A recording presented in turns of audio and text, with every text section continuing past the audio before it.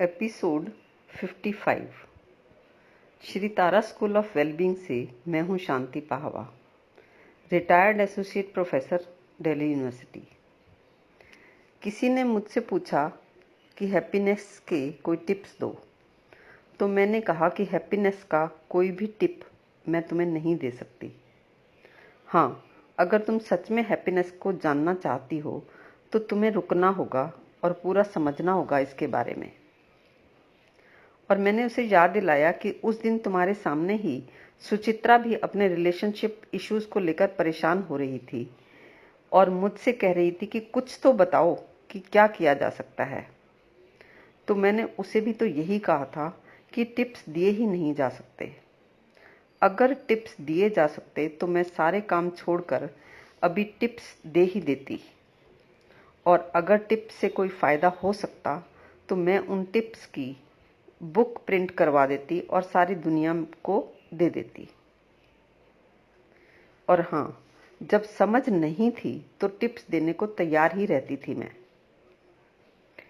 Tips का मतलब ही ये है कि समझने का प्रोसेस तो किसी और के जीवन में चले और निचोड़ तुम्हें मिल जाए, यानी किसी और के बाग में पेड़ लगे और फूल तुम्हारे बाग में खिल जाएं। तो हैप्पीनेस के या समस्याओं के सॉल्यूशंस के टिप्स हो नहीं सकते। हैप्पीनेस के फूल नहीं हो सकते, इसका पेड़ हो सकता है जो कि तुम्हारे ही दिमाग में लगे और तुम्हें उसे खाद, पानी और सूरज की रोशनी दो, और फिर वो पौधा बढ़कर वृक्ष बने और उसमें फूल लगें और वो तुम्हें हैप्पीनेस दें। जैसे वजन घटाने के कोई टिप्स काम नहीं करते, उसके लिए काम करना पड़ता है। और जिसे वास्तव में समझ है हेल्थ की, और वास्तव में ये भी समझ है कि मन का स्वभाव क्या है, वो कहेगा कि हेल्थ को तो टोटलिटी में ही समझना होगा। ठीक वैसे ही हैप्पीनेस को भी टोटलिटी में ही समझना पड़ता है। अगर टिप्स से फायदा हो सकता होता तो टिप्स ना देने का कारण क्या है? वैसे टिप्स देने में दिक्कत भी क्या है?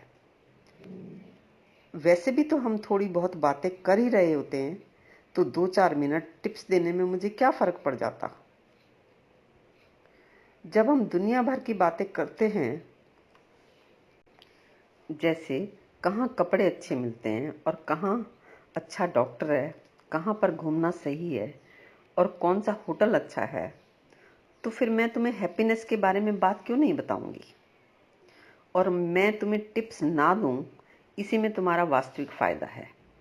और वैसे भी अब मुझसे वो मूर्खता हो नहीं सकती जो कि मैं इस समझ से पहले करती थी।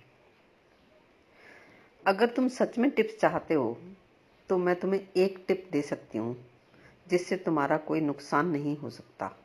वो ये है कि अगर तुम्हें हैप्पीनेस चाहिए ही तो कभी किसी से टिप्स मांगना ही मत। वो समझ मांगना जिस समझ के आधार पर ये टिप टिकी है, वरना अल्टीमेट टिप्स भी बिना आधार के मन में टिक नहीं सकते। This is the only tip I can give you. अगर ये टिप तुम्हें याद रह गई तो तुम्हारी समझ की जर्नी शुरू हो सकती है। होता क्या है, लोग टिप्स मांगते भी रहते हैं और लेते भी रहते हैं। वो ये नहीं देखते कि इनका कोई फायदा होता ही नहीं है, या होता भी है तो बहुत ही मोमेंट्री होता है। और वो ये भी नहीं देखते कि इन टिप्स को लेने देने में, रूठने मनाने में और लड़ाई करके मन खराब होने पर उदास अनमने होकर जीने में जितना समय वो खराब कर रहे हैं, इसकी बजाय वो अपने जीवन में इस समय को कैलकुलेट करें तो उसके मुकाबले में अगर वो 90 डेज तक रोज़ कुछ समय निकाल कर इस सब को समझने में लग जाएं तो आगे आने वाले सालों में कितना समय बच सकता है। अगर ये 90 डेज का काम 90 मिनट्स में या 9 मिनट्स में हो सकता होता तो मैं ना समझूं कि मैं तुम्हें 90 डेज लगाने को कह रही हूँ। और फिर तुम अगर मेरी ये टिप नहीं समझ पाए कि ये टिप्स लेना देना हैप्पीनेस के मामले में डेंजरस है, यूजलेस है, मोमेंटरी है, तो हैप्पीनेस के बारे में मेरी टिप्स कैसे समझोगे? नहीं, टिप्स का हैप्पीनेस से कुछ लेना देना है ही नहीं, और बिना हैप्पीनेस की समझ के तुम्हारा मन हैप्पी रहे, ये संभव नहीं है।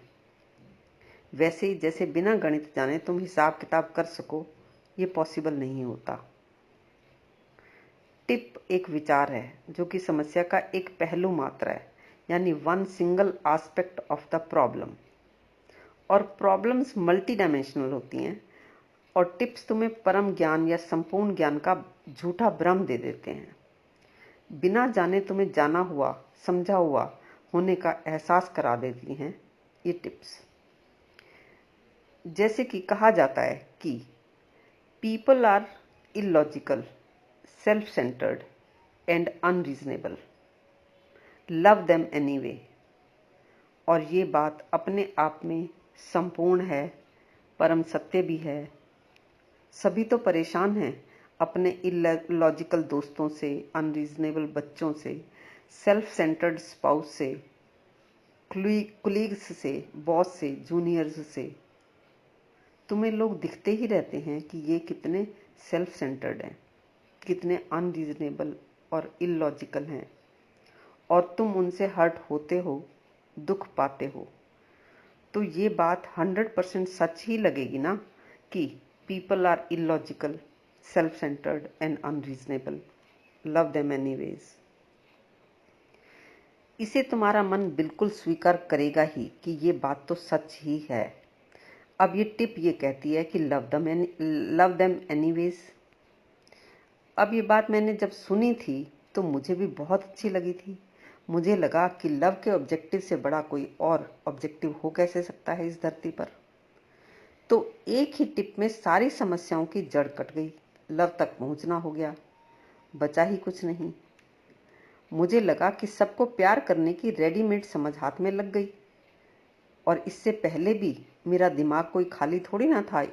उसमें भी एक ऐसी टिप थी जो इससे ऐसी कनेक्ट हुई कि अल्टीमेट कॉम्बिनेशन बन गया। और वो पहले वाली टिप थी, लव इज गॉड। अब गॉड से ऊपर तो पूरे ब्रह्मांड में कुछ है ही नहीं, तो हो गया ना अल्टीमेट कॉम्बो। अब देखो कॉम्बो क्या बना।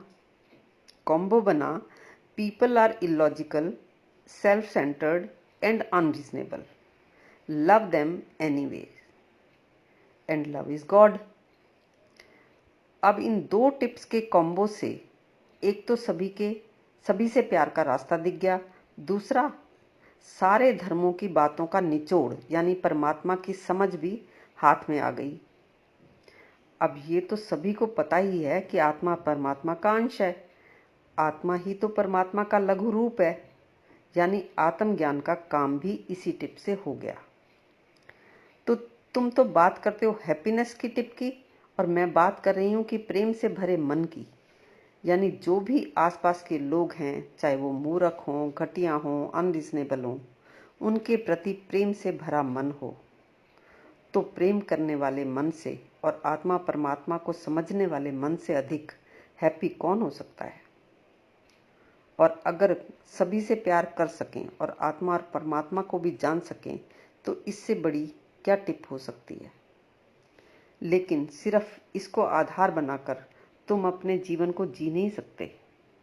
लगता तो यही है कि अगर ये कर लें तो जीवन सुखी हो जाएगा, लेकिन ये मैं नहीं कर सकी, तुम भी नहीं कर सकते, और कोई भी नहीं कर सकता, क्योंकि ये तुम्हें तुम्हारी ही खोज से मिली समझ नहीं है, ये तुम्हारे अनुभव से निकली हुई बात नहीं है, इसलिए ये बात तुम्हारे काम नहीं आती। इसी टॉपिक को कंटिन्यू करेंगे हम नेक्स्ट एपिसोड में।